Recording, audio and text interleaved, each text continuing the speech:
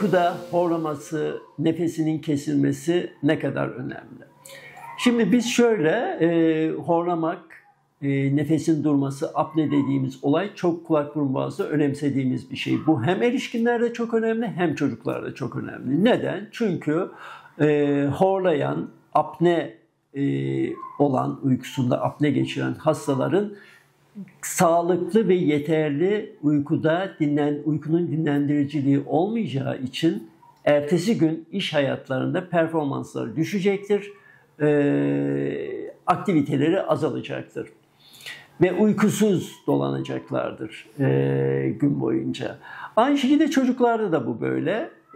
Hani erişkinler iş hayatında performans düşecek. Çocuğun da günlük hayatta çocuklar daha hareketli olduğu için bunu çok fark edemeyeceğiz ama kendi içinde bir performans düşümü mental olarak yani zihin fonksiyonlarına bir düşüş izleyeceğiz.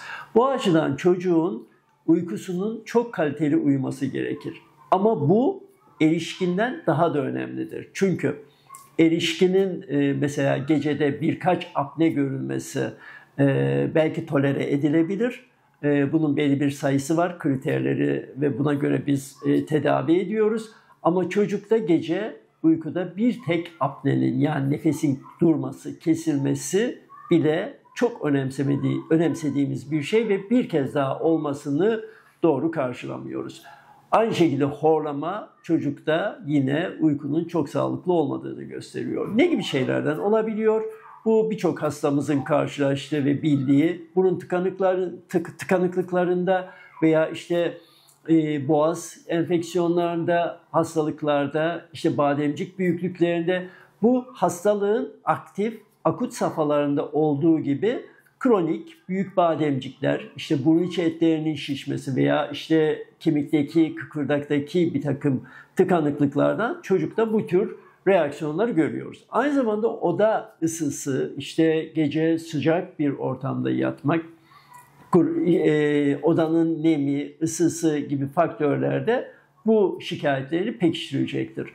Böyle bir durumda biz çocukta eğer apne varsa mutlaka yani horlama varsa ama apne varsa mutlaka biz bunun neye bağlı olduğunu çözmemiz gerekiyor. Yani burun içi dediğim gibi burun içi etlerindeki şişlik, alerjik tıkanıklıklar, akıntılar bunu sağlayacağı gibi geniz etinin kalıcı büyüklükleri de sağlayabilecektir.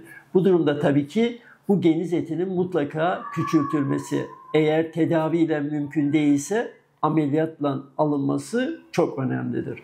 Aynı şekilde bazen hiç enfeksiyon olmadan, akut bir ateşli hastalık geçirmeden çok büyük bademciklerin bu tarz horlama ve burun apne yani nefes kesilmeleri yaptığına rastlıyoruz. Bu çok sık rastladığımız bir olay çocuklarda.